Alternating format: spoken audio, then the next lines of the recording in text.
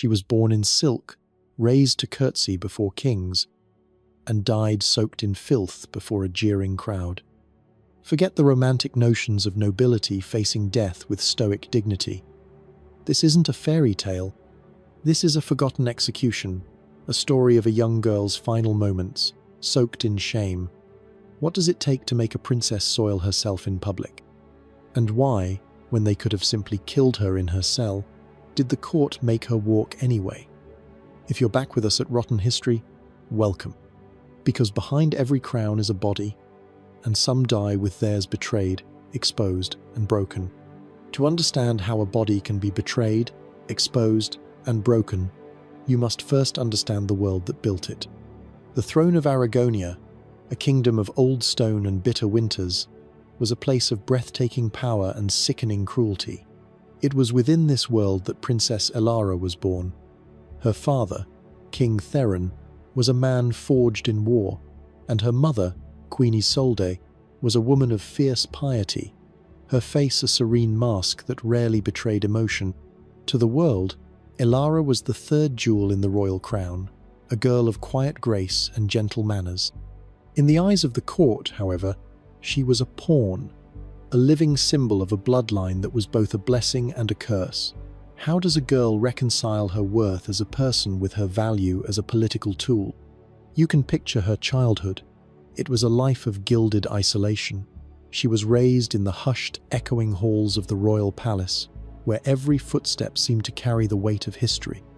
Her days were a meticulous tapestry of tutors, lessons in Latin and French, and endless hours of needlepoint. The silk threads a physical metaphor for the delicate web of a princess's life.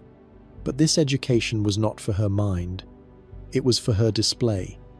She was taught to speak with measured tones, to move with a quiet grace, to hold a smile even when her heart was heavy. Her hands were taught to be delicate, her posture straight, and her smile a mask of polite indifference. She was being groomed, not for leadership, but for marriage. Her value was measured in political currency, the size of a dowry, the strength of the army it could buy. She was a weapon, a living shield her father could use to forge alliances and secure the treacherous borders of his kingdom. What is a gilded cage, if not a world where your every move is watched, your every word curated? For a girl like Elara, true innocence was a luxury she was never afforded. She learned early that her body was not her own, but an asset of the state. She saw the forced smile on her elder sister's face, a girl of 14, married to a foreign prince old enough to be her father. She heard the quiet tears her sister shed in private, the muffled sobs that echoed through the cold palace stone. This was the future that awaited her. There was no escape. She was a princess, and her destiny was to be traded, to be used, to be consumed by the unforgiving machinery of the court. Her personal desires, her hopes, her dreams, they were irrelevant. She was a vessel, nothing more. What does it do to a girl to know her body is a weapon to be traded for a kingdom's peace? But a storm was brewing in Aragonia. Her father, the old King Theron, had held the throne for decades, but his grip was failing. His health was in decline, and the succession was uncertain. His enemies were circling like wolves, sensing a weakness. A powerful rival faction, led by his own estranged and bitter brother, a man named Corvus, was gaining strength. They were a family with a long, sordid history of violence, and they saw Elara's father as a relic, a weak king on a teetering throne. They wanted the crown, and they would stop at nothing to get it. Elara's bloodline, once her greatest asset, was now a liability. She was a symbol of her father's reign, a living link to a dynasty that Corvus wanted to burn to the ground. She and her entire family were marked for death. When your bloodline is a symbol, a liability, and a threat, how do you escape the inevitable? The end of her world began not with a battle cry, but with the chilling sound of steel on stone in the throne room. It was a coup, swift and brutal. The guards, corrupted by Corvus's promises of power, had turned on the king. Her father was dead within minutes, his body left to bleed out on the throne he had held for so long. Her mother was captured and thrown into the palace dungeons. and Ilara, the quiet princess, was suddenly a figurehead of a failed rebellion, a political trophy to be displayed and then destroyed. Her only crime was to be born. How does a princess, raised in comfort and safety, come to terms with the fact that her only crime was to be born? She was just 17. But even before she was condemned, the court had already begun stripping her name from the record, ensuring that her memory would be erased long before her body was. The slow, methodical unraveling of a princess begins not with a physical blow, but with the quiet erasure of her name. For Ilara, the descent began the moment her father's body fell from his throne, a political betrayal that echoed with the clang of steel and the cries of the loyal few. The new king, Corvus, was not an irrational man. He was a ruthless pragmatist. He knew that so long as a single member of the old bloodline lived, his own claim to the throne would be forever stained by the possibility of rebellion. Ilara, the young, quiet princess, became his most dangerous threat not because of her cunning, but because of her name. Her very existence was a political statement, a symbol of the old regime, and she had to be silenced. The arrest was not a dramatic, public spectacle. It was a private horror, a desecration of her sanctuary. She was in her private chambers, reading a book of poetry, when the door, a heavy oak barrier that had always signified safety, was thrown open. The guards who entered were not her usual retinue, the familiar, smiling faces she had known since childhood. These men were strangers, their faces a mask of cold indifference beneath their visored helms. Their armor, once a comforting symbol of her protection, now seemed to press in on her, a cold and metallic threat. You remember the feeling, the utter confusion of that moment. The book, a beloved gift from her mother, slipped from her trembling hands. The guards did not speak. Their silence was more terrifying than any shout. They simply moved toward her, two brutish figures who saw her not as a princess, not as a girl, but as a piece of property to be collected. Her maid, a girl her own age who had served her since she was a child, watched in horror. Her face was a canvas of fear and helplessness. She made a move to protest, a soft gasp escaping her lips, but a swift, backhanded slap from one of the guards sent her sprawling. That was the moment Ilara understood. Her status, her name, her blood lineal of it meant nothing. The world she knew was gone. They stripped her of her royal attire. The delicate silk dress, the intricate embroidery, the pearl necklace she had received on her 15th birthday, all of it was roughly torn from her body. Her protests, her tears, her pleas for her mother were met with cold silence. She was left in nothing but a simple, coarse chemise, the rough fabric scratching at her skin, a physical reminder of her new reality. Her long, beautiful hair, a point of pride, was clumsily cut and then pulled back. A single, final act of degradation. They threw a rough woolen cloak over her shoulders and dragged her from her chambers, not with the gentle courtesy of a courtier, but with the brute force of a jailer. Her journey through the palace, once a grand march through halls of power, was now a walk of shame. She saw the faces of her former servants and courtiers. Their eyes, once filled with deference, now held a mixture of fear, pity, and a chilling, morbid curiosity. No one dared to speak. No one dared to help. The silence was the most deafening part of all. The coldness of the stone corridors was nothing compared to the coldness of their faces. They had all abandoned her. The dungeon was a realm of its own, a world away from the palace she had just left. The air was thick with the smell of damp stone, mold, and human waste. Her cell was small, a cramped box of cold rock with a single, barred window that let in no light, only a perpetual grey gloom. A rusted iron bucket in the corner served as her latrine. A thin layer of straw on the floor served as her bed.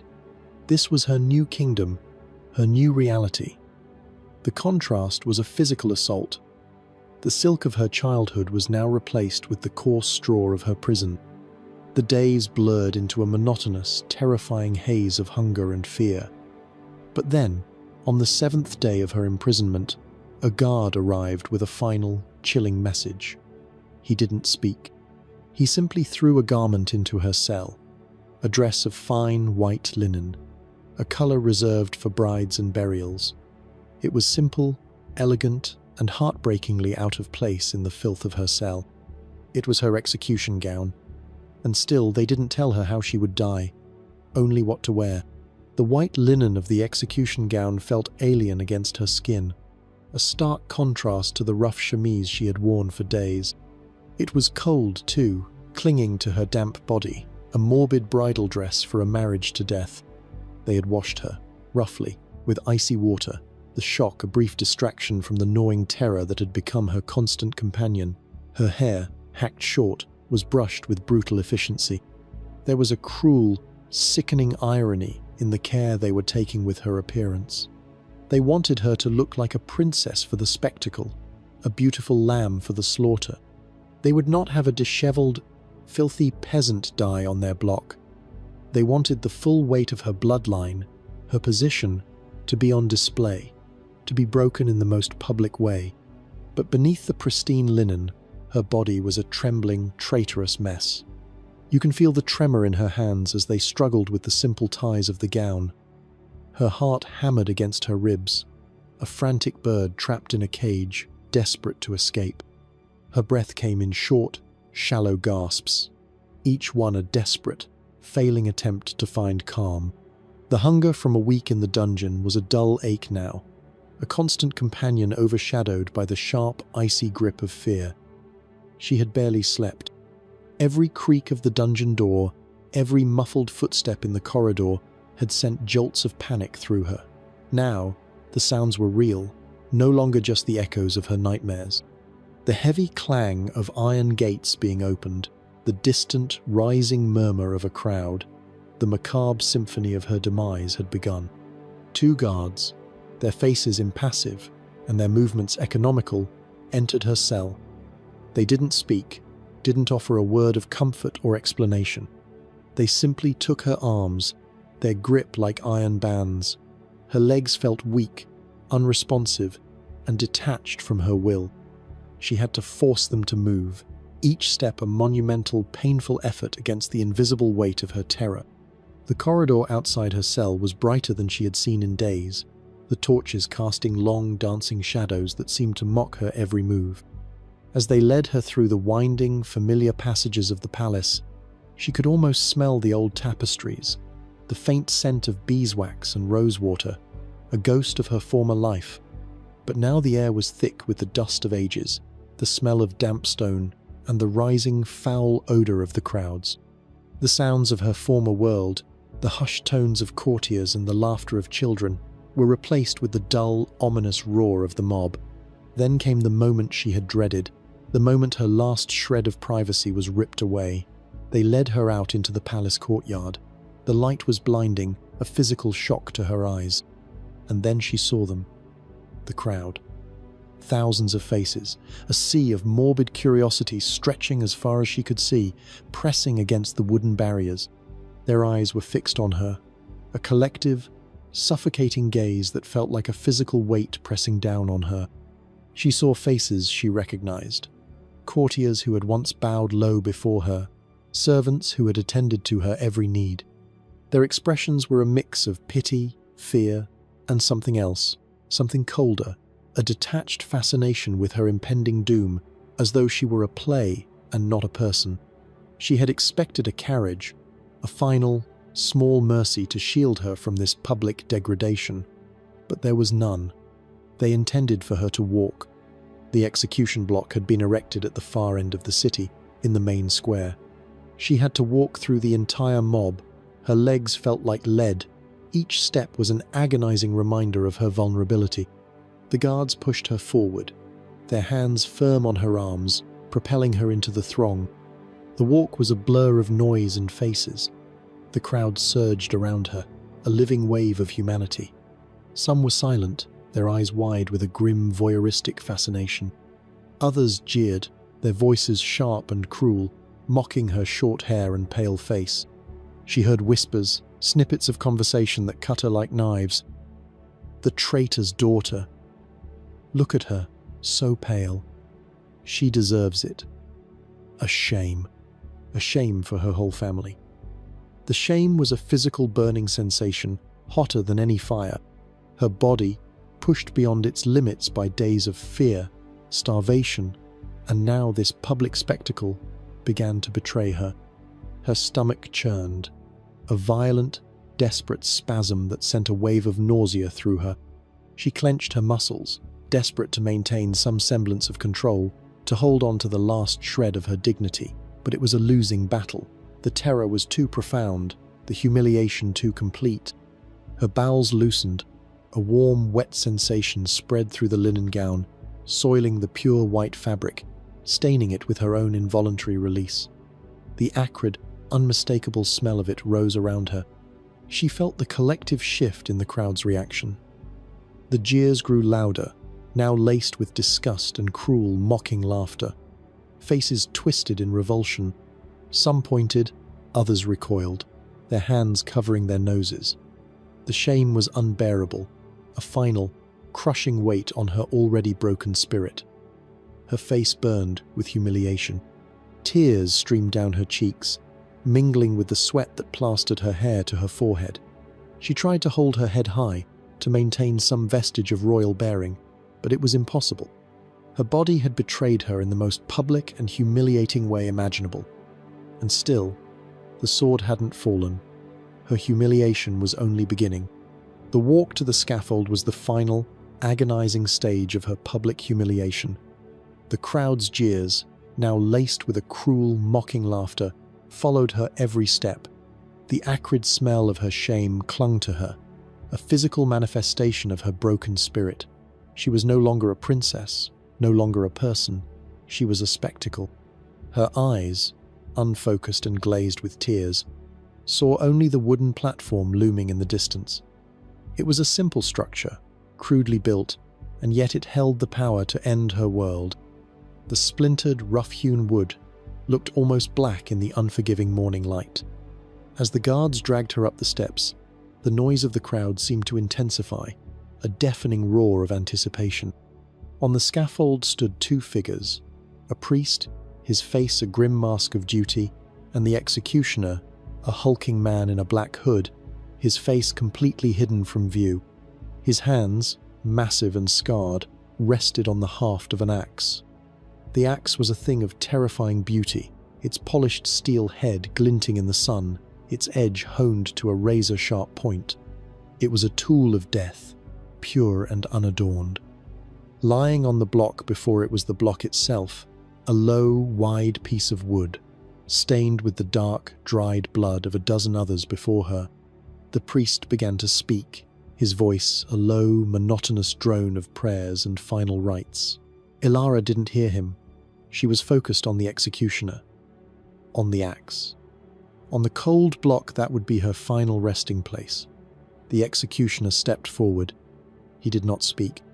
He simply lifted the fine linen of her gown, baring her neck to the crowd, to the axe, to the cold morning air. Her hair, which she had once spent hours brushing, was now short, but he still grabbed the back of it, pulling her head down and placing it firmly on the block. The rough wood scraped her cheek. The smell of old blood, of iron, was overwhelming. She squeezed her eyes shut, a final, desperate attempt to retain some small shred of dignity. Her last thought was not of her father, or her mother, or her lost kingdom. It was a single, silent prayer to a God she no longer believed in, a desperate plea for it all to simply end. The executioner's axe rose. The air, which had been filled with the roar of the crowd, went completely, terrifyingly silent. The only sound was the wind whipping past her ears, the frantic beating of her own heart. Then, the sound of the axe splitting wood, a sickening wet thud that seemed to shake the very ground beneath the scaffold. And then, there was nothing. The roar of the crowd returned, this time a sound of triumph and morbid satisfaction. Her head, still beautiful even in death, was lifted by the executioner. He held it by the hair, turning it slowly to face the crowd, a final, grotesque act of defiance against a bloodline they had destroyed. Her body, now a lifeless, broken thing, was left on the scaffold, the white linen of her dress stained with both her blood and her shame. It was unceremoniously dumped into a plain wooden casket, a simple unadorned box that was a final insult to her royal lineage. The crowds cheered, their thirst for retribution slaked. The aftermath was a cruel, final chapter in her story. Her body, and that of her mother and father, was not given a royal burial. There would be no grand tomb, no stone effigy, no eternal rest in the company of her ancestors. Instead, her body was taken in the dead of night and buried in an unmarked grave in a potter's field where the poor and the forgotten were laid to rest. The entire dynasty was to be forgotten, erased from the annals of the kingdom. A chronicler of the time, Master Thomas, wrote of her death not as a tragedy, but as a necessary cleansing, a public execution that had secured peace for the kingdom and brought an end to the old, rotten bloodline. His words, written in the cold light of propaganda, were meant to justify the injustice. But the true horror wasn't just her death, it was how history tried to erase it. The true horror wasn't just her death, it was how history tried to erase it. The campaign to wipe Princess Ilara from memory began the moment her head fell from the block. The new king, Corvus, understood that to legitimize his reign, he had to do more than simply kill his rival. She had to destroy their very memory. A dead princess can still be a martyr. A forgotten one, a ghost, is no threat at all. The erasure was brutal and systematic. First, the public records. All official mentions of Princess Ilara and her immediate family were ordered to be destroyed. Scribes, once tasked with detailing the glory of the old king, were now forced to rewrite history, to meticulously scrub the royal ledgers of her name, her birth date, and her accomplishments. The public execution, a spectacle meant to solidify power, was quickly sanitized. The details of her walk, the linen dress, the public shameful of it was omitted from the official court chronicles. The story was simple. A traitor's daughter was executed for sedition, a necessary act of justice. The messy, human details were deemed inconvenient. Then came the physical records. A royal decree was sent to every city in the kingdom. All portraits of the former royal family were to be publicly burned. Ilara's face, once painstakingly rendered in oil on canvas, was fed to the flames. Letters she had written, sealed with her family crest and filled with the youthful observations of a girl, were confiscated and thrown into the fire. Her personal belongings, her jewelry, her books, the embroidered silks of her childhood, were all taken either to be destroyed or repurposed for the new regime. Her history was not just forgotten, it was incinerated. For centuries, this campaign of erasure was successful. Ilara's name became a whispered ghost story, a warning to children not to question the king's authority. Historians of the era, fearing for their lives, towed the official line, leaving no trace of her in their texts. But history, like the earth itself, often refuses to be so easily paved over. Modern scholars, digging through dusty archives and forgotten collections, have found fragments of her story, small, haunting clues that the new king missed. A foreign diplomat's journal, safely kept in a distant court, mentions a beautiful princess who was put to death in a most distressing manner. A small, faded tapestry, found in the ruins of an old royal castle, contains a hidden knot in the corner, a symbol that, when unraveled, reveals a subtle, almost invisible image of a girl with short hair and a quiet, haunted expression. These small, scattered clues tell a story far more compelling and tragic than any official record ever could. They speak to a truth that history so often tries to hide.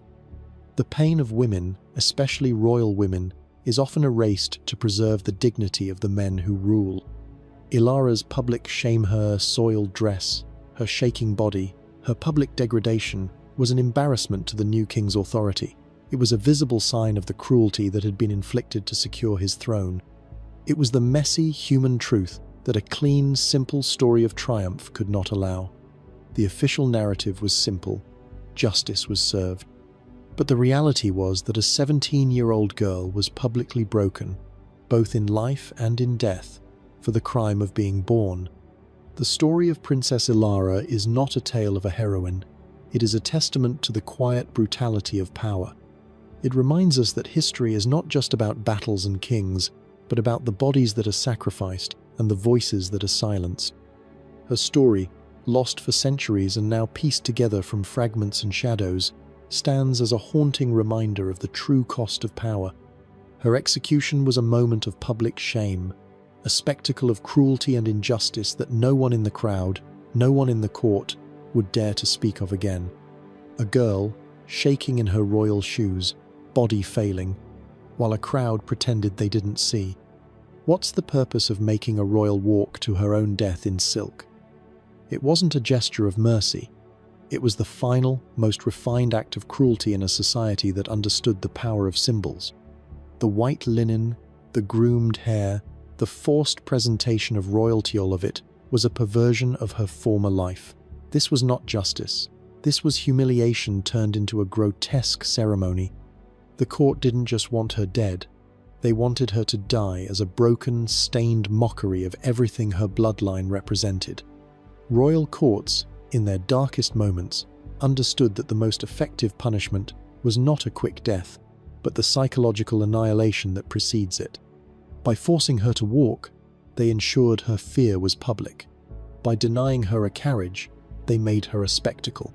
And by forcing her to wear that pristine linen, they guaranteed that the inevitable, visceral betrayal of her own body would be seen by everyone.